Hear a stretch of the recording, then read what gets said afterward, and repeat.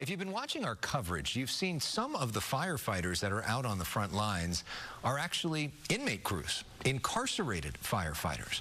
Hasan Piker is one of the top streamers on Twitch. He's actually streaming live on Twitch right now. Hello to his streaming audience. He is also a progressive pundit, and he's spent time, went out, and met some of these incarcerated firefighters, streamed live with them, and learned a lot from talking to them. Hasan, good to see you. Welcome. It's good to be back, Elex. Thank you for having me. Talk to us about what you learned meeting these firefighters. Yeah, so approximately at any given moment when there's wildfires happening in wildfire season in California, there's around 30% of the people fighting those wildfires are incarcerated firefighters. The California State and CAL FIRE have a collaborative program with the Forest Service where they basically train some of the incarcerated at what they call camps, conservation camps, where they learn how to clear brush and reach areas that bulldozers can't get to by foot. It's a lot of trekking. They're going and putting their lives on the line basically to ensure that Californians are safe during wildfire season. I met a now friend, Scott Budnick, who is a Hollywood producer. He produced Hangover, Project X, and Old School, and many other projects. He actually started this thing called the Anti-Recidivism Coalition. And I found out that he was actually working with the governor and also simultaneously expanding these programs. And I got to meet some of the youth offenders. This is a camp pilot program that they just started in 2023, where they, for the first time ever, are bringing in youth offenders, young offenders that have been incarcerated under the age of 25 or committed crimes under the age of 25 that are now part of this training program as well. And I mean, it was an incredible experience overall. And one of the things that I was kind of shocked by is the fact that these guys just kept asking, like, why do you care about us? Why are you here? Like they were shocked at this level of attention there because they don't have access to the news as readily available. So they're not exactly aware that like there are a lot of people in the civilian population that's talking about these guys right now. And one of the things that struck me was the fact that they understand that these are very dangerous conditions that they're putting themselves into, but they really are appreciative of the fact that they get a semblance of dignity and a way to help with these communities that they're a part of. So it was truly a tremendous experience overall. Yeah, and very eye-opening.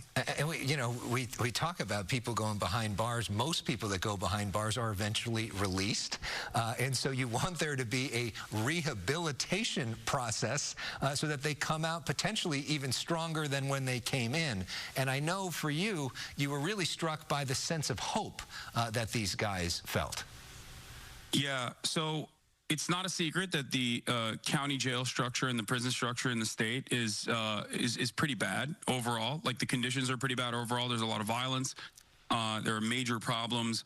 And from what I understand, aside from the fact that being able to volunteer for these programs allow these inmates to shave off some of their very long sentences, it also gives them an opportunity to train and potentially an opportunity for gainful employment after they're out, after they are released. And there have been a lot of initiatives to make sure that this is as ethical of a process as possible, especially in recent years. In the past, a lot of these firefighters, a lot of the incarcerated firefighters could only get seasonal employment, and they could never get municipal employment in the Los Angeles Fire Department because if you have a felony, you're not able to get an EMT certification. And if you can't get an EMT certification, you can't become a municipal firefighter. But nowadays, they're working on expunging some of the records as well for demonstrating good behavior and service for the community. And I think it's wonderful because one of the things that I heard from virtually every single person there was the anxieties that they had as far as what they will do once they are released, what they like, how will they find an opportunity to reintegrate into society. This is something that obviously I read extensively on. There's a lot of data available on this, but it was truly interesting just seeing it in person, where these guys were also talking about the anxieties that they have about like wanting to become productive members of society. And this program, I think, is fantastic. And there are still some issues, of course, specifically around their wages. I think since the 80s, they had not seen any meaningful wage increases. Right. I believe they were getting around $5 a day. And they're doing basically the same thing that everyone else in CAL FIRE is doing as well. One of the hardest jobs on the line, basically. And now that wage has been increased to $24 a day, and I feel like it's a wonderful opportunity for reintegration. It's a wonderful opportunity for rehabilitation, and the conditions of the camps are significantly better overall than the conditions of the prisons. But having said that, I think that there's still room to grow. Yeah. This program could grow as well, and hopefully their wages can be fair in terms of adequate compensation. Sure.